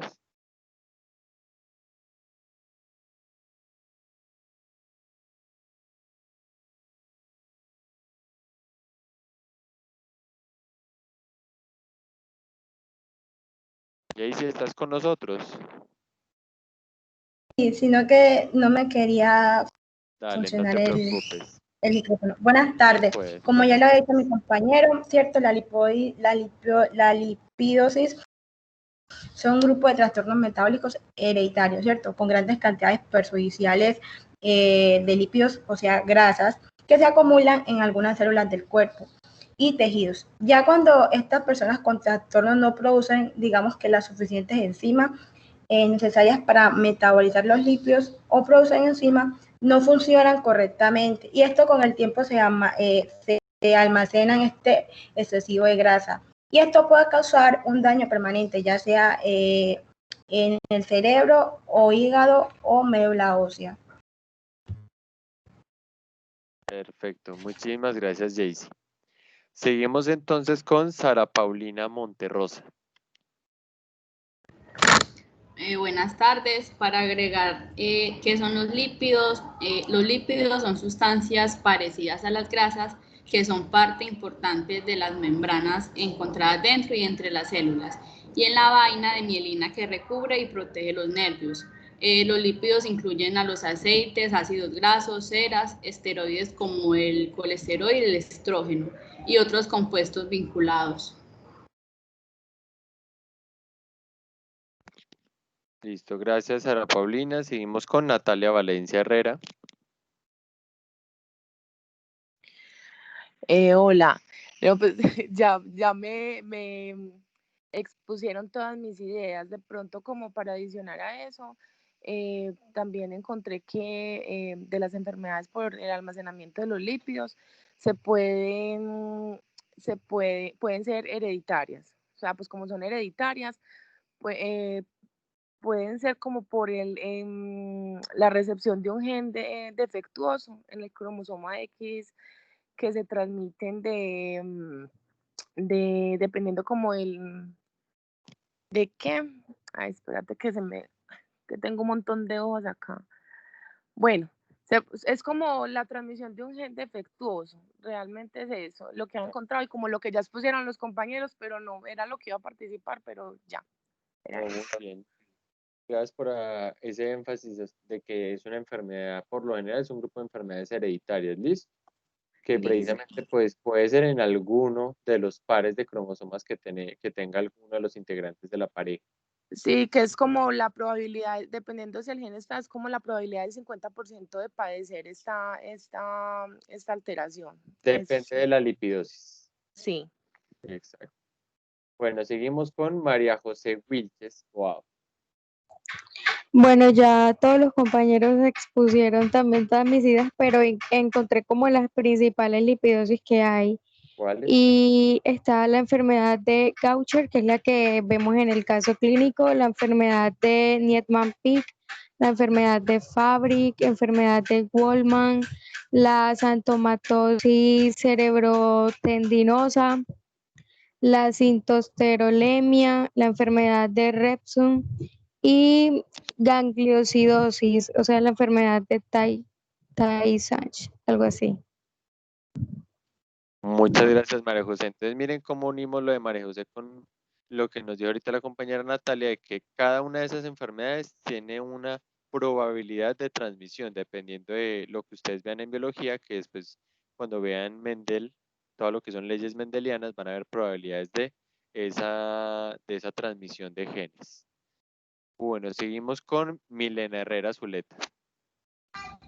Bueno, como nos decían los compañeros, que son unos trastornos que eran pues lipídicos, ¿cierto? Que eran los trastornos metabólicos y hereditarios. Entonces yo también encontré que aparte estos trastornos, son unos trastornos que no producen la suficiente de una de las enzimas necesarias para metabolizar los lípidos o producen enzimas que no funcionan adecuadamente. Entonces, con el tiempo, este almacenamiento excesivo de grasas puede causar daño tisular o celular permanentemente, o sea que acaba con la célula por definitivo. Particularmente en el cerebro o en el sistema nervioso periférico, el hígado, el vaso y la médula ósea. Ese es mi aporte.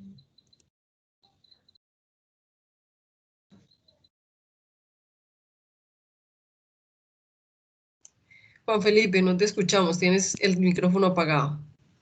Qué pena, profe. Bueno, seguimos ya con María Jiménez Vélez Arenas. Bueno, pues como para añadir a esto, ¿cierto? Ya muchos han mencionado que con el tiempo el almacenamiento excesivo de grasas puede causar daño tanto a nivel celular como a nivel pues, de tejidos y puede ser permanente. Pero pues los órganos que se verían más afectados o con los que se puede dar más riesgo es en el cerebro, específicamente en el sistema nervioso periférico, el hígado, el vaso y la médula ósea. Muchas gracias, María Jimena. Seguimos con Andrea Carolina Durán.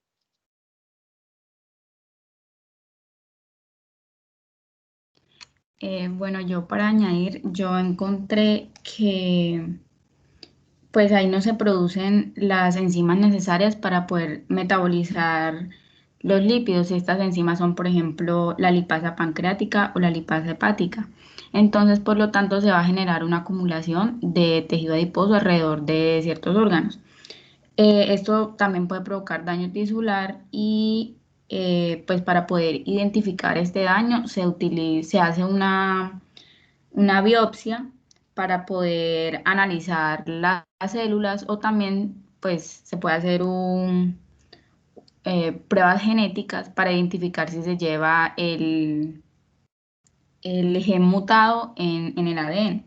Pero pues también se puede identificar cuando la mamá está en embarazo, entonces por ejemplo para ver si el feto pues tiene ese gen mutado, entonces se introduce un catéter por el cuello del útero o también se puede introducir una aguja fina a través del abdomen para extraer ADN y poder identificar si hay presencia de ese gen mutado, que puede ser por causa, pues puede ser una herencia recesiva autosómica, que quiere decir que ambos padres tienen ese gen, o recesiva ligada al cromosoma X, es decir, el que determina el sexo del bebé, que esto pues indicaría que la madre es la que lleva el gen. Muy bien, gracias.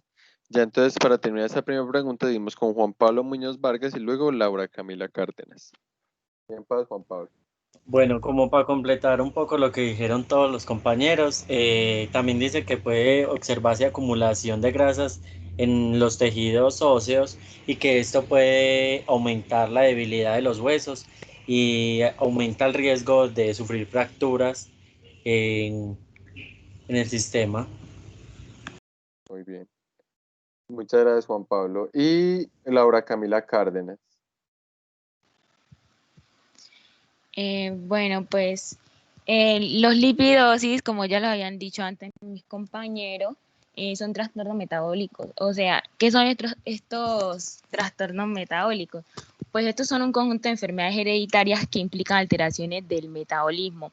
Entonces, las cantidades de estos lípidos cuando se acumulan en las células del cuerpo y en los tejidos.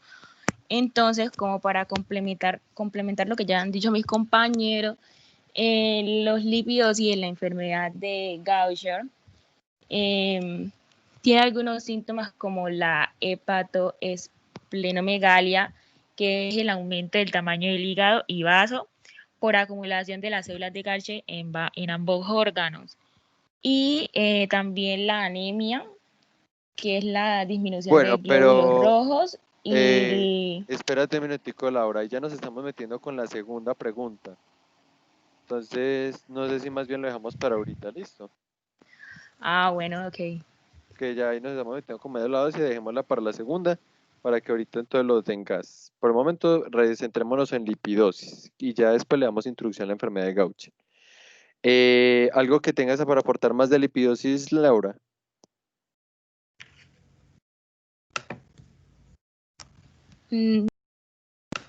No, ya todos mis compañeros han dicho. Perfecto. Listo. Entonces ya cerramos esta primera pregunta con Valeria Morillo Muñoz, que nos quisieras hablar de lo de las lipidosis. No, yo quisiera compartirles que esta enfermedad trae algunas complicaciones y pueden ser como los retrasos en el crecimiento y en la pubertad de los niños, problemas ginecológicos y obstétricos, enfermedad de Parkinson y algunos tipos de cáncer como mielomas, leucemias y linfomas. Muy buena aclaración, Valeria. Muchas gracias. Listo, entonces ya voy a leer la segunda pregunta para que ya ahorita les abro el espacio en el chat para que debatamos. ¿Qué relación hay entre la presencia de células de Gaucher en la médula ósea con el defecto metabólico de esta enfermedad? Ya les voy a abrir el espacio. Tiempo, empieza la participación. Listo, ya empezaron, entonces voy a empezar a darles la palabra. Listo. Juan David Guevara Durán, bien puedas. Gracias, Juan Felipe. Bueno, como primer punto, quisiera como hablar sobre lo que es en sí la enfermedad de Gaucher, ¿cierto? Y digo que pues, la enfermedad de Gaucher es una enfermedad congénita autosómica recesiva provocada por un déficit de la enzima beta-glucosidasa,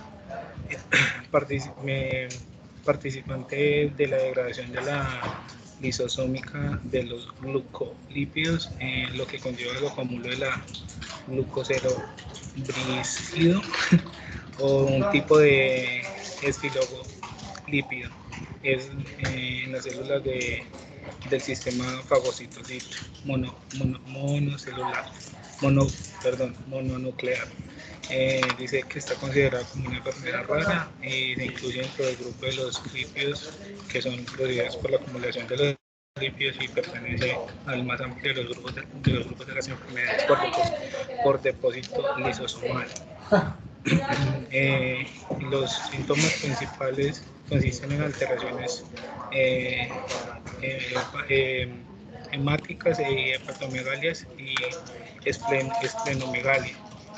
Entonces, pues lo que yo pues, de lo que deduzco de la relación que hay entre la presencia de las células Gaucher en la médula es que es una relación directa, porque es un ¿cómo te lo explico? Más fácil, pues en los lípidos el grupo pues es un trastorno hereditario en tus también. Palabras, no te preocupes. Eso sí, es como un déficit en la acumulación de la grasa que se va a ir a algunas de estas partes de las que ya habíamos hablado, que puede ser en la médula, ¿cierto? Esa es una de las partes, el hígado del vaso. Entonces, así mismo se va a producir la esplenomegalia y la hepatomegalia. Entonces yo pienso que pues es una relación directa. Pues por lo que se dice de la enfermedad y lo que es en sí el concepto de la lipidosis. Muy bien, Juan David, muchísimas gracias. A usted. Bueno, profe, aquí ya leí el mensaje que mandó. No, tranquila, profe, yo me imaginé que él estaba en turno. Uno ya va cogiéndoles, pues uno ya va entendiendo los contextos. Mucho ruido de computador, de gente hablando, son las 3, entonces uno dice, deben estar en pura actualización de turnos después de almuerzo. Bueno, seguimos con Laura Camila Cárdenas Rivas.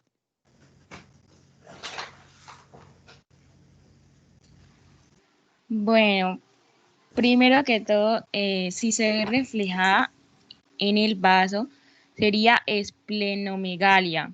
Si es en el hígado, sería hepatomegalia. Y si aparecen juntas, es esplenohepatomegalia. Y la causa de la organomegalia radica en la acumulación de células de Gaucher en vaso e hígado. Y la rotura del vaso suele ser la mayor causa del dolor abdominal en esta variedad de la enfermedad.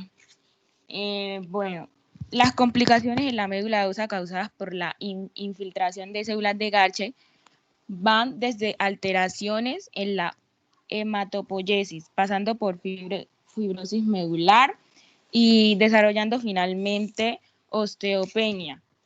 O sea, para los que no saben qué es osteopenia, es una afección que se produce cuando el cuerpo no fabrica nuevo tejido óseo con la misma rapidez que reabsorbe el antiguo tejido óseo. Bueno, finalmente una osteopenia por afección de distintos tipos de células presentes en la médula ósea, como los osteoblastos y las células endoteliales, que son células aplanadas que recubre el interior de los vasos sanguíneos y sobre todo de los capilares formando parte de su pared. Entonces, acarreando una necrosis avascular o osteonecrosis, que pues sería la muerte del tejido óseo debido a la falta de suministro de sangre. Entonces, por esto pueden producirse fracturas en aquellos huesos que soportan el peso corporal, como las vértebras, la cabeza femoral o el calcáneo. También dolor agudo, focalizando en huesos largos y acompañado generalmente de fiebre. Muchas gracias, Laura. Muy buena esa focalización que hiciste del cómo se afecta cada órgano por la enfermedad. Muy bien, seguimos con Milena Herrera Zuleta, que quisieras complementar. Bueno, esa relación pues que tienen, que venimos hablando desde hace mucho rato de lo mismo, es que como nos explicaba ahorita también el compañero Juan David, que como no tienen la suficiente cantidad de la enzima llamada glucocerebrosidasa, entonces lo que pasa es que empieza esa acumulación y esa acumulación de glucocerebrocidos son llamados células de Gaucher, que era lo que estábamos hablando.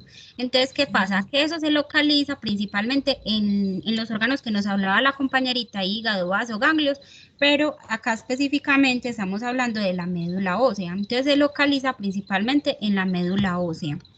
Entonces, al haber esa localización, estábamos hablando de que había o sea, que qué relación había para que hubiera un efecto con el defecto metabólico en esta enfermedad. Entonces, al haber esa localización, entonces está el aumento lipídico. Y al haber el aumento lipídico, hay riesgo de sufrir fracturas, infiere a la capacidad de coagulación, a la capacidad de coagulación del cuerpo, debilita los huesos por ende. Entonces, esa sería la relación que hay al haber esa acumulación específicamente en la médula ósea. ¿Ya? Muchas gracias, Milena Herrera. Seguimos con Michelle Daniela Torres. Bueno, entonces para especificar un poquito, las células que son afectadas se llaman macrófagos y pues como lo dijo Milena, hacen parte de la médula ósea. Entonces lo que hacen estos macrófagos se encargan de captar estructuras de desecho, invasores extraños y orgánulos que van envejeciendo y los degradan hasta moléculas más pequeñas. Entonces, para realizar esta función, los macrófagos contienen lisosomas, que son vesículas donde se almacenan las enzimas que ayudan a degradar todas esas estructuras. Entonces, en la enfermedad de Gaucher, los lisosomas tienen una enzima defectuosa, como lo dijo Milena también, que era la cerebrosilasa o glucosidasa ácida, creo, y entonces ocasiona una acumulación de los cerebrócidos al interior de los macrófagos. Y es lo que causa la naturaleza multisistémica, que también ocurre en el hígado, que aumenta el tamaño, en el vaso, que aumenta su tamaño hasta 10 veces más y contribuye a la producción de anemia por la rápida destrucción de glóbulos y plaquetas, lo que puede originar sangrado y hematomas. Y ya. Muy bien, gracias Daniela. Seguimos con Sara Paulina y cerramos ahorita con Jaycee Jimara. Buenas tardes. Para agregar, existen tres tipos principales de la enfermedad de Gaucher. El tipo 1 o neuropática, que se afecta principalmente al hígado, al vaso, a los huesos, pero no afecta al sistema nervioso. Es la más frecuente y oscila entre el 95% de la población al que le afecta. Tipo 2 o neuropática aguda es el tipo más raro y grave, en un 1%, y los síntomas comienzan durante el primer año de vida o incluso antes del nacimiento, en forma fetal, y afecta gravemente el sistema nervioso.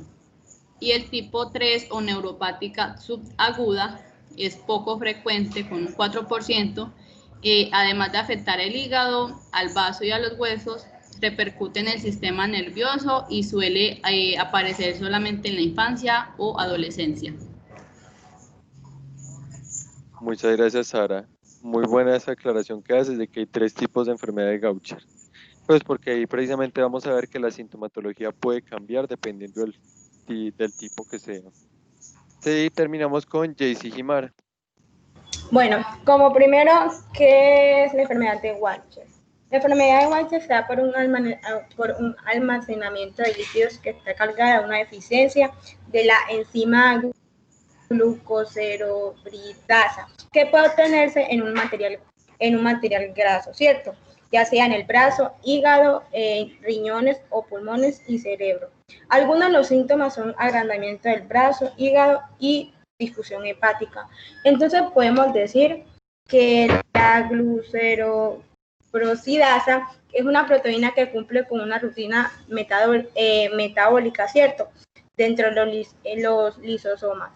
Que cargan celulares cuya función es eliminar y reciclar el material sobrante de las actividades celulares y que está relacionado con la médula ósea, ya que la médula ósea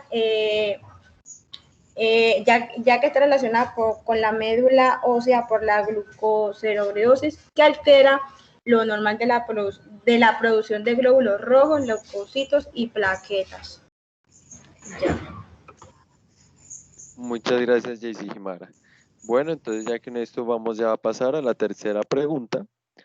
¿Qué pruebas bioquímicas pueden realizarse para identificar a los individuos que tienen alguna forma de lipidosis? Analice lo siguiente. ¿Será que estas pruebas bioquímicas sirven para detectar a los pacientes portadores, además de a los pacientes con un cuadro clínico manifiesto de lipidosis? Abro convocatoria de la tercera pregunta. Esperen, ya me está cargando. Ya se envió, sí. Ya pueden empezar. Bueno, ahorita le doy más tarde la palabra. Bueno, bien pueden sigan.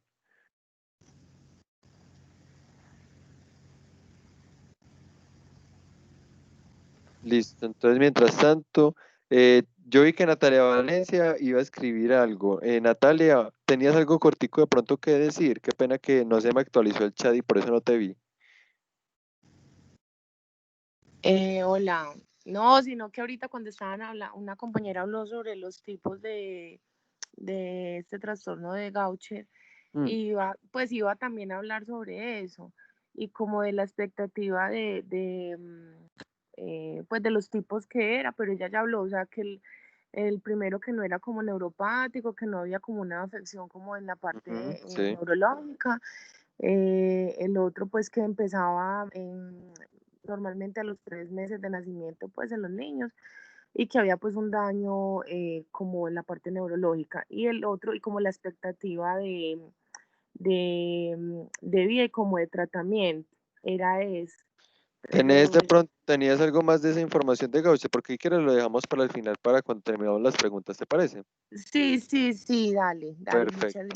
No, gracias a ti. Entonces seguimos con Milena Herrera Zuleta. ¿Qué tienes para decirnos de la tercera pregunta?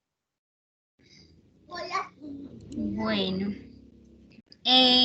dice pues que químicamente, entonces se dice que se pueden realizar muestras de sangre para detectar los niveles de la enzima asociada a la enfermedad específica y se puede hacer un análisis genético para revelar si se tiene la enfermedad. Tanto a las personas que hablábamos que eran los pacientes con el cuadro clínico manifiesto, como a los portadores que aún no han manifestado síntomas. Ese es mi aporte. Bueno, muchas gracias, Milena. Seguimos con Michelle Daniela. ¿Qué tienes para decirnos de la tercera? ¿Qué pruebas bioquímicas? Pues yo consulté otra clase de pruebas. No sé si sea bueno que las diga en este momento. Pero relacionadas a qué, a detección de lipidosis, orientadas a qué diagnóstico. No necesariamente bioquímicas. Dale, ¿qué pruebas encontraste de pronto para diagnóstico de lipidosis? Una densitometría ósea, que es un tipo de radiografía de dosis baja que mide el calcio y otros minerales en los huesos. La medición muestra la fuerza y la densidad de los huesos. Esta prueba se hace porque las células de Gaucher ocasionan cúmulos intravasculares, lo que hace que haya una obstrucción en el flujo sanguíneo del hueso y lo que da lugar a las crisis óseas con necrosis avascular e infartos. Y ya. Muchas gracias, Michelle. Seguimos con Laura Camila Cárdenas. ¿Qué pruebas encontraste para el diagnóstico de lipidosis?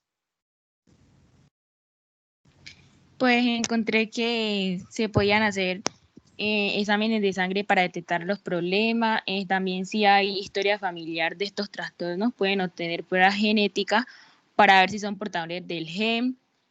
También un análisis molecular de las células o tejidos para identificar los trastornos metabólicos heredados y ensayos enzimáticos para evaluar una variedad de células o líquidos corporales en cultivo para detectar deficiencia enzimática. También un análisis de orina puede identificar la presencia de material almacenado y la biopsia, que implica extraer una pequeña muestra del hígado u otro tejido y estudiarlo bajo un microscopio. Muy bien, seguimos entonces con Natalia Andrea Herrera. Bueno, yo encontré lo mismo, biopsias, pruebas genéticas, ensayos enzimáticos, pruebas de orina, análisis molecular de células o tejidos para identificar los trastornos metabólicos heredados. Ya. Bueno, seguimos con Juan David Guevara Durán. Hola, no, yo también encontré prácticamente lo mismo, es que el diagnóstico se hace por un examen clínico, pero como generalizando más, se dice que la biopsia, pruebas genéticas, análisis molecular de las células o tejidos para identificar los trastornos metabólicos heredados o ensayos enzimáticos, para evaluar una variedad de células o líquidos corporales en el cultivo y detectar deficiencias enzimáticas. ¿Qué más? No, prácticamente eso, la biopsia, que pues ya hablaron de ella, y ya, y la prueba genética que también puede ayudar con lo de los antecedentes familiares. Perfecto, muchas gracias, Juan David. Ya seguimos, entonces espérense que no se me ha actualizado el chat, voy a ver. Jaycee Jimara fue las últimas que escribió para participar. ¿Qué tienes para aportar, Jaycee? No, profe, pues, que no, no es lo mismo que ya dijeron pues los demás compañeros, que ya como los exámenes de sangre y que también dependiendo pues de los genes y también si algún tipo de familiar, si algún familiar se encuentra con esta enfermedad. Complementando con lo que dijo Laura. Tenemos a Valeria Murillo Muñoz, que de pronto que quisieras aportar antes de ya cerrar el caso.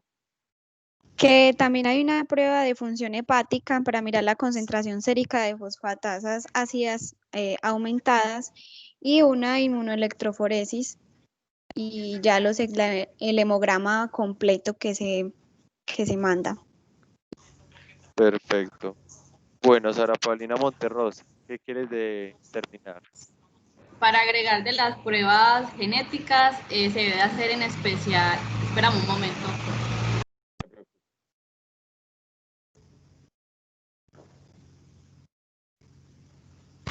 Se debe hacer en especial las alteraciones del gen GBA, que es glucocerebrosidasa ácida, que se encuentra en la región Q21 del cromosoma 1.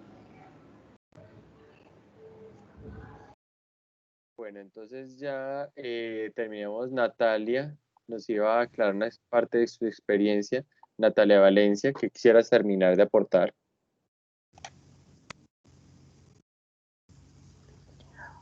Hola, no, pues básicamente era como reforzando lo que había hablado una compañera como sobre los tipos del trastorno, pues de la enfermedad de Gaucher.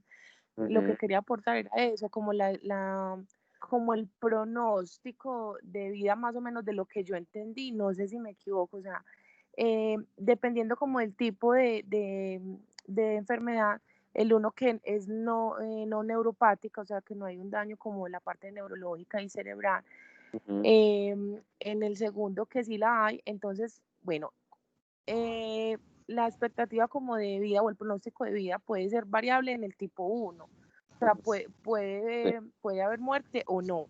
En el tipo 2, como en este tipo de trastorno empieza o sea, se detecta a los 3 meses de vida, o sea, empiezan del bebé, entonces la expectativa de vida es como hasta los 2 años, en lo que yo encontré.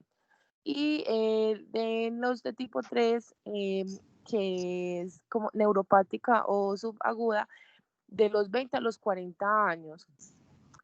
También encontré que como en el tratamiento, pues como en el tipo, en el 1, porque en el 2 y 3 como es como lo más grave, pues en el que se puede como asegurar, como por decir, una expectativa de vida o muerte del paciente, que pueden hacer transfusiones de sangre porque si el paciente tiene el síndrome anémico, o pueden hacer una extirpación del vaso, también como por molestia y todo eso.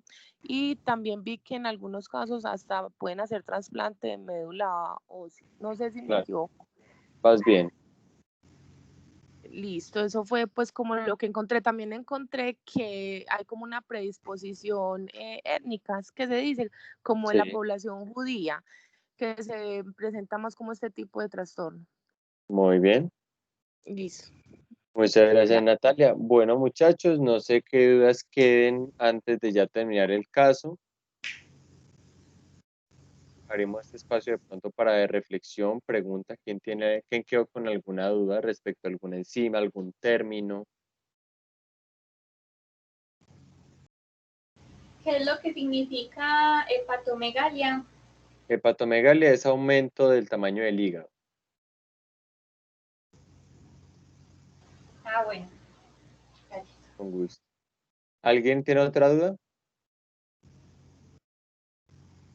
Si estamos abiertos, chicos, es para que aprendan. Bueno, de pronto, referente a lo que dijo Natalia, pues de que no sé si le noté que de pronto tenía confusión de frente al tipo 1 y tipo 2 de Gaucher, es por el tipo de glucocerebrósido. ¿Cómo así? Chicos, recuerden que cuando hablamos de alguna proteína u hormona, no solo existe esa en el cuerpo. ¿Cómo así? Pueden existir variantes de esa hormona, proteína o molécula en el cuerpo. O sea, hay glucocerebrósido 1, glucocerebrósido 2, 3. Entonces, dependiendo del fallo que haya en alguno de esos, es por eso que se van a dar manifestaciones en los órganos. Hay un glucocerebrósido que más se almacena en hígado, en vaso y en médula ósea, que es en la enfermedad de Gaucher tipo 1, mientras que en la enfermedad de Gaucher tipo 2 es por otro tipo de glucocerebrósido que más se almacena en el sistema nervioso, y por eso se presentan unas alteraciones del sistema nervioso mucho más graves, y por eso se puede ver afectada más la calidad de vida del paciente. Les voy a enviar en este momento en el chat una guía en español que sacó algo que llama Orphanet, que es una institución internacional que se encarga del estudio y el tratamiento de enfermedades huérfanas, como la enfermedad de Gaucher, donde ahí dan unos tips respecto a lo que es el diagnóstico, pero me gustaría más es que miraran de pronto la parte del tratamiento, porque hay unas partes más desde la nutrición, desde el uso de medicamentos, que eso nos compete más a enfermería. Para lo que les digo, no dejemos tanto esto como acá en la nube, un caso clínico de teoría que comprendo la fisiopatología, pero me quedo así. No, realmente esta información nos debe servir a nosotros para un razonamiento clínico en el que nosotros empecemos a plantear cuidados, que eso es lo que nosotros hacemos y eso es para lo que estudiamos 5 años, para cuidar a la gente independiente de la condición que tenga. Para eso, precisamente con enfermedades huérfanas, tenemos que formarnos bien en bioquímica, que al comprender la ruta metabólica, muchachos, ustedes comprenden las manifestaciones del paciente y más también lo que necesita o por qué se les da una dieta.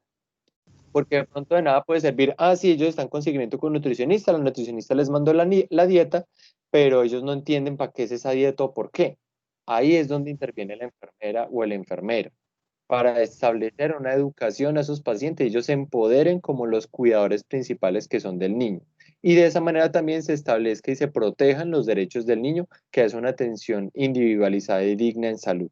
Entonces, miren cómo todo esto se confabula para lo que es la protección de los derechos del niño o de los derechos humanos en general, que eso es lo que promueve enfermería. Entonces, bueno, muchachos, muchas gracias por la participación en este caso clínico, muy buenos aportes. Los motivo a que siempre en cada caso clínico, lo que cualquier término que no conozcan, lo consultan y si no lo saben, me pueden preguntar a mí o a los otros monitores o a la profesora Natalia, que estamos más que dispuestos a ayudarles. Listo. Ya, Juan Felipe. ¿qué quisiera decir para cerrar? Muchas gracias a usted, Juan Felipe. Juan Felipe, felicitaciones. Genial, chicos, gracias. Nos tenemos que ir. Juan Felipe, nos tenemos que ir. Muy bien. Profe, Dime. yo le iba a comentar la razón por la que no fui al laboratorio ayer. No se preocupe, después me la comentas que tenemos clase. ¿Listo? Bueno, chao. Chao, chao. Chao, profe, gracias. Nos vemos en la otra aula, ¿listo? Chao, muchas gracias. Chao.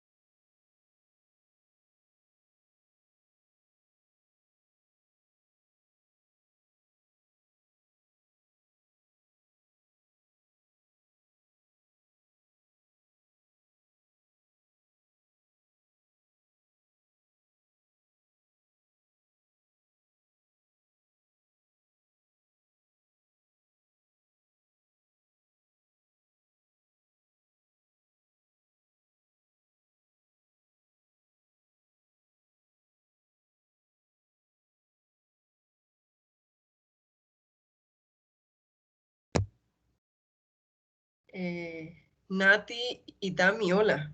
¿Cómo están? Sí, profe, para esto, no sé, de pronto esté con alguna gripa o algo.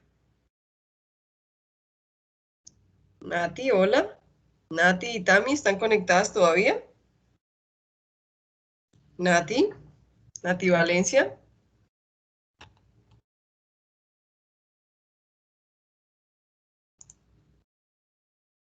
Nati Valencia, ¿estás ahí conectada?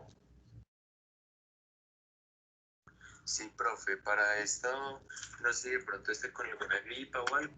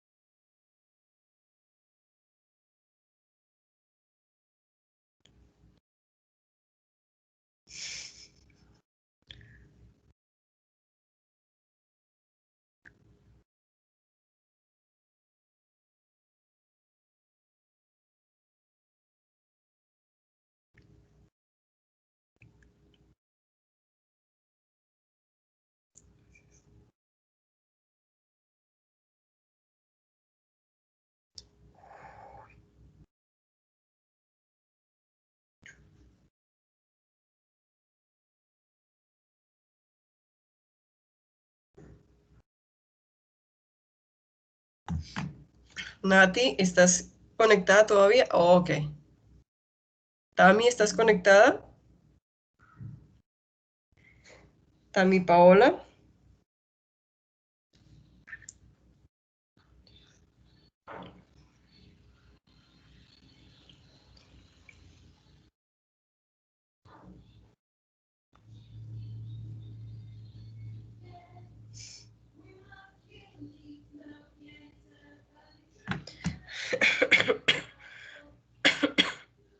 Tami, hola, ¿estás conectada?